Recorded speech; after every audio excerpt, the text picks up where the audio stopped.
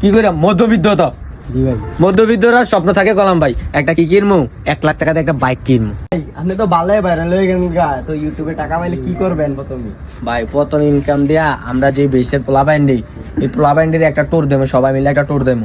প্রথম মাসে ইনকামটা দিয়ে একটা ট্যুর দেবো নি, এরপরে দ্বিতীয় মাসের যে ইনকামটা হবে এটা দিয়ে প্রথম আমরা মসজিদে কত দেবো, মসজিদে দেবো 50,000 টাকা, মসজিদে 50,000 টাকা দেবো মসজিদের কাজ করানোর জন্য, আল্লাহ যদি আমরা উড়াই দেয়।